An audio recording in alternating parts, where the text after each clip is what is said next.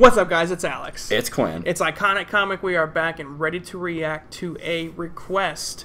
This one's from Alex Daniels, and he requested that we react to his fan trailer for the Kenobi standalone Star Wars movie. Now, I am excited that, you know, they are kind of delving into the characters that we actually want to know more about. If they wanted to do it Jar Jar standalone, exactly, be all in. All in. Yeah, I was just about to say, you know, I'm interested in these standalone movies that further the lore. Yeah, exactly. But I don't want them to make the universe feel small. Right, because it is probably the biggest universe I can think of. Galaxies and different systems and planets, and if it's just the same like 8 characters, right? That all the conflict in the galaxy is circled around just these few characters. It doesn't make much sense. It's like I don't want a Boba Fett movie. No, and you could almost make the same argument with Han Solo. And I have, but I will hold judgment on all of it until after I've seen the movie. Like, right. If I'll say it about a Boba Fett movie, but I'll go in being like, well, I hope it's a good movie. Because it can still be a good movie without, like, bringing a bunch to the table to help the lore itself. Yeah, and I think, it's going to be hard standalone movie-wise to follow up Rogue One. Because Rogue One did such a great job of just, filling in the gaps. Yes, and that's what these movies should do, is fill in gaps, and then once the gaps are filled, explore other shit that we haven't even been to yet in the movies. Because there's probably still a lot of gaps between, like, everything canon. Well, between Return of the Jedi and Force Awakens, that's 30 years. That's a lot of gappage. Why don't we watch this trailer? 3, 2, 1. Has it been approved? And what of the boy? To Tatooine, to his family send him.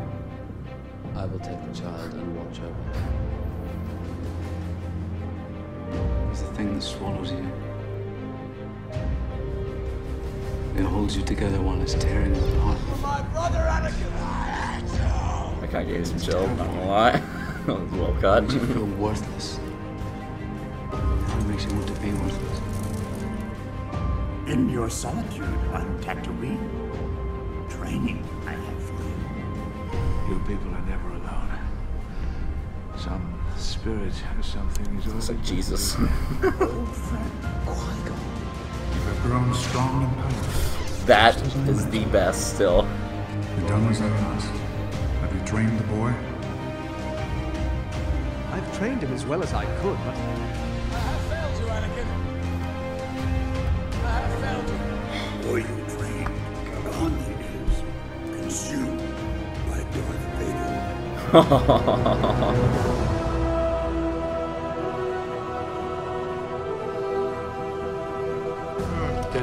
That's awesome. Strips you of humanities, gives you the opportunity to see yourself for who you What will you do when they catch you? There's wolves on You do if they break you.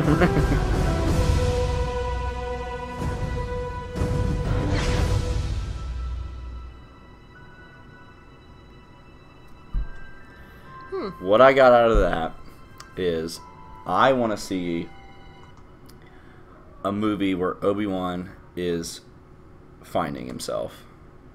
Yes. He's obviously being sent out to, learn how to become one with the Force, just like Qui-Gon did, so he can communicate after death. But there's so much there that we still don't know. I mean, we know that he fights Darth Maul in Rebels, so they're not going to go with the Darth Maul route because that would just not make sense. So is that like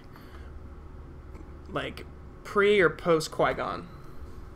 That, I mean, you could do one or the other, but Rebels is supposed to be like this last season of, so that was the end of the last season of Rebels.